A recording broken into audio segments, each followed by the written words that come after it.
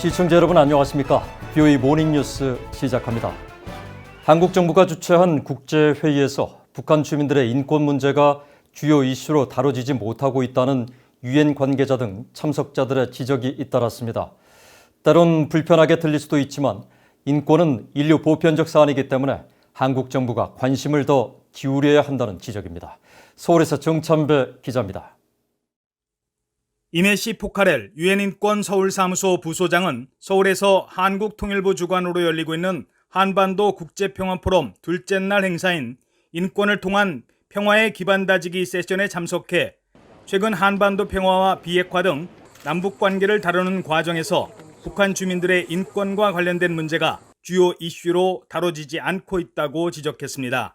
포카렐 부소장은 또 지난 2018년부터 2019년 사이 북한을 탈출한 여성 63명을 집중 인터뷰한 결과 많은 탈북 여성들이 각종 구금시설에서 혹독한 조사는 물론 각종 학대와 성착취, 성폭력 등에 노출돼 있음을 증언을 통해 확보했다고 말했습니다. 그러면서 한반도 평화 프로세스라는 일련의 논의 과정에서 북한 여성 등 소외된 주민들의 목소리에도 귀를 기울이고 반영해야 할 때라고 지적했습니다. While efforts for the peaceful resolution of the conflict continues, human rights issues has so far not been a prominent part of this process, and voices of the people of the Democratic People's Republic of Korea, including women, has been absent. 마독 카사지 유엔인권 서울사무소 인권관도 인권 문제는 한반도 평화를 위한 논의와 대척점에 있거나 별도로 다뤄질 문제가 아니라며 북한 인권에 대한 적극적인 논의는 지속 가능한 한반도 평화를 구축하는 데도 역할을 할 수 있을 것이라고 강조했습니다. They are closely related, and in fact, human rights may be able to contribute to building peace, which is sustainable. 지난 1999년 북한을 탈출한 뒤 북한 인권을 위한 시민사회 운동을 펼치고 있는 오세혁 씨도 인권 문제에 대한 탈북민 인권단체의 목소리가 한국 정부의 입장에서는 때론 불편한 진실이 될 수도 있겠지만 북한 인권 개선을 위한 탈북민들의 역할도 매우 중요하다고 강조했습니다. Stigmatizing civic activities. North Korean defectors have now become a common troublesome of the two Korea's government and the public. 반면 분단과 정전이라는 특수한 한반도 상황을 고려할 때 북한 인권 문제는 신뢰 구축이라는 선결 조건을 다져나가기 전까지 점진적이고 협력적으로 풀어나갈 수밖에 없다는 반론도 나왔습니다. 지난 5월 한국통일연구원이 북한 인권 백서를 발간했을 때 북한이 남북관계를 파국으로 몰아간다며 강력 반발한 사례처럼 북한의 인권 문제는 분단 국가라는 현실 속에서 다뤄질 수밖에 없는 한계가 있다는 것입니다. 북한 인권 이슈를 굉장히 급진적이고 또 약간 공격적인 방식으로 만약에 하게 된다면 사실 이제 북한의 반발이 당연히 예상이 될 것이고 대화 자체가 어려워지기 때문에 그렇게 될 경우에는 사실 평화도 멀어지고 인권도 멀어지는 이제 그런 상황이 될 수밖에 없는. 참석자들은 이 밖에도 국제사회가 인권 문제를 제기하는 것이 북한의 체제를 위협하기 위한 목적이 아니라는 점을 북한 정권에 이해시킬 필요가 있다고 강조했습니다. 서울에서 BOE 뉴스 정찬배입니다. 유엔이 지난 한 해 동안 41건을 포함해 지금까지 북한 당국에 모두 316건의 강제 실종 사건에 대해 정보 제공을 요청했다고 밝혔습니다.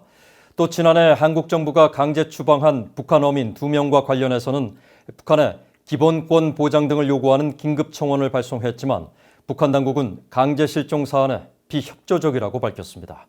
박경주 기자가 보도합니다. 유엔 산하 강제적 비자발적 실종에 관한 실무그룹은 오는 14일부터 열리는 제45차 유엔 인권이사회에 연례 보고서를 제출했습니다. 지난해 5월부터 올해 5월까지 활동 내용이 담긴 이번 보고서에서 실무그룹은 지난해 북한의 강제 실종 관련 41건에 대한 정보 제공을 요청하고 이와 별도로 긴급 청원과 서한을 각각 한 차례씩 발송했다고 밝혔습니다.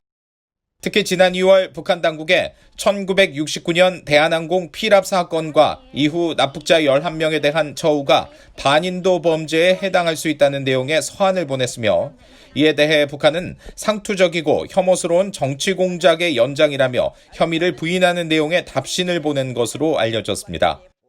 또 한국 정부가 지난해 말 북한 어민 2명을 강제 추방한 것과 관련해 지난 1월 북한인권특별보고관 등과 공동으로 북한에 긴급 청원을 발송한 사실을 공개했습니다. 한국 정부에 의해 추방된 어민 2명의 거취에 대한 정보 요구와 함께 이들에 대한 적법한 절차와 기본권 보장을 북한 당국에 요구했다는 내용입니다. 실무그룹은 또 지난해 41건을 비롯해 지금까지 모두 316건의 강제 실종 사건에 대한 정보 제공을 북한에 공식 요청한 사실도 공개했습니다. 강제 실종이란 국가기관 또는 국가의 역할을 자임하는 단체에 의한 체포와 구금, 납치, 실종을 말하는데 유엔은 북한에 의한 강제 실종 피해자가 한국 전쟁 당시 납북자를 포함해 20만 명이 넘을 것으로 추산하고 있습니다. 실무그룹은 이어 여러 국가들의 관여와 협력 부족에 대해 우려하고 있다면서 북한을 지목하고 북한이 정보 제공 요청에 대해 실질적인 정보 없이 원론적인 답변으로 일관하고 있다며 북한은 여전히 실무그룹 활동에 비협조적이라고 비판했습니다.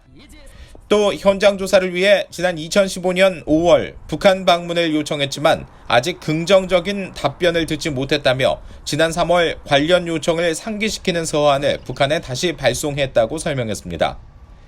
실무그룹은 지금까지 1950년 한국전쟁 중 납북된 국군 포로와 민간인, 1960년대와 70년대 납북된 어민, 1969년 대한항공기 납북 피해자를 비롯해 최근 중국으로 탈출했다가 강제 북송된 탈북민 등에 관한 정보 제공을 북한에 요청한 바 있습니다.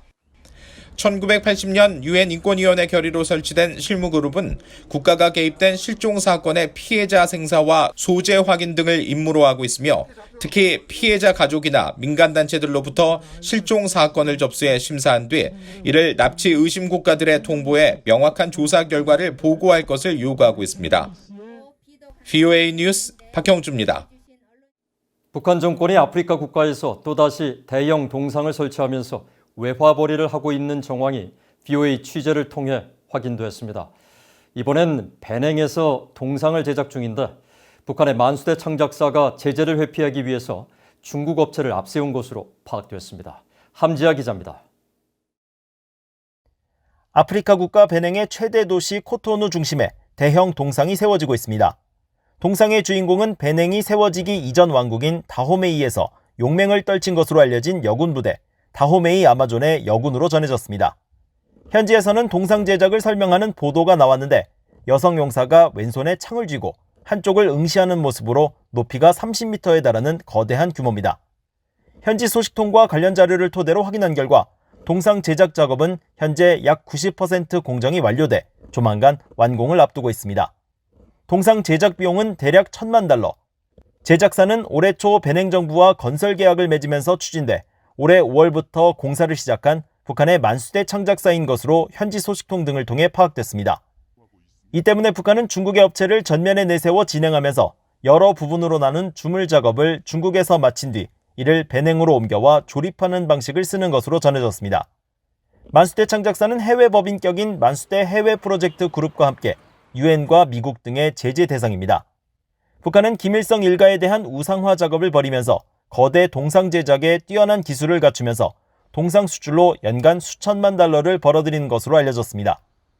북한은 2010년 세네갈 독립 50주년을 맞아 아프리카 르네상스 기념상을 세운 대가로 약 $5,000,000,000를 벌었으며 최근에는 비영리 감시단체 센트리를 통해 콩고 민주공화국에서도 전 대통령의 인물상 등의 사업을 진행해 제재 위반 문제가 거론됐었습니다.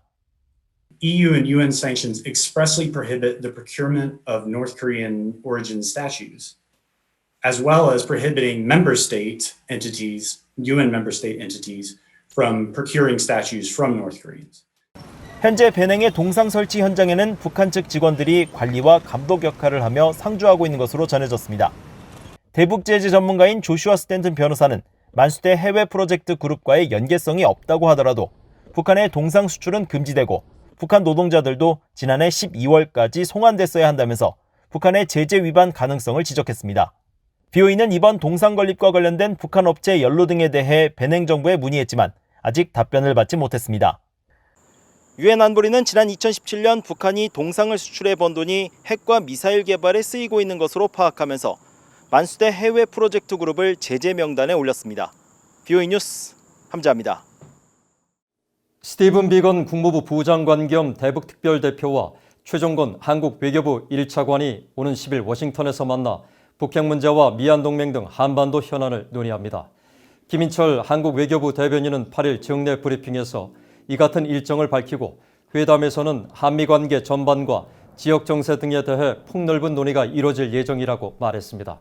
미얀 양측은 지난달 18일 취임한 최 차관과 비건 부장관의 상견례를 겸한 이번 협의에서 북핵 문제를 비롯한 한반도 정세와 방위비 분담금 협상을 비롯한 미얀동맹 현안 등을 논의할 것으로 알려졌습니다. 아베 신조 일본 총리와 스콧 모리슨 호주 총리가 8일 정상회담을 갖고 북한 문제 등 인도 태평양 영내 현안과 양국 간의 협력 문제를 논의했습니다. 일본 외무성은 보도자료를 통해 두 정상 간 전화회담에서 아베 총리는 모리슨 총리에게 사임 이유를 설명했으며 두 나라가 인도 태평양 지역에서 서로 없어서는 안 될 안보 동반자가 됐다는 데 인식을 같이 했다고 밝혔습니다. 특히 최근 몇 년 동안 북한의 선박간 불법 한적 등 대북 제재 위반 사안에 대한 일본, 호주 간 국방 분야 협력이 그 어느 때보다 강화되고 있으며 인도 태평양 영내 문제에 대해 양국이 완전한 공동 시각을 공유하고 있음을 분명히 했다고 설명했습니다.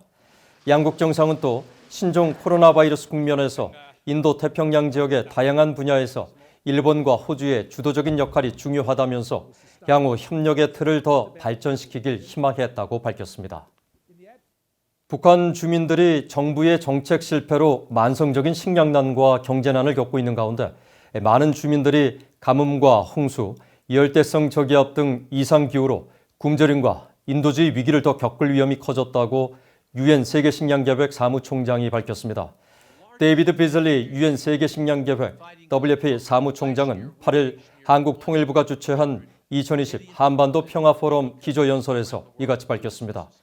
이어 북한 내 신종 코로나 바이러스 감염증 여파로 학교들이 문을 닫았다가 지난 6월부터 북한 어린이들이 등교를 시작했다면서 이들에 대한 영양 지원 문제가 더 중요해졌다고 설명했습니다. 비즐리 사무총장은 북한 내 식량 안보 문제를 개선하기 위해서는 국제사회의 협력이 중요하다며 원조 수혜국에서 공여국으로 성장한 한국 정부와 유엔이 지속적으로 협력하길 희망한다고 밝혔습니다. 이상으로 BOE 모닝뉴스를 마칩니다. 시청해주신 여러분 고맙습니다.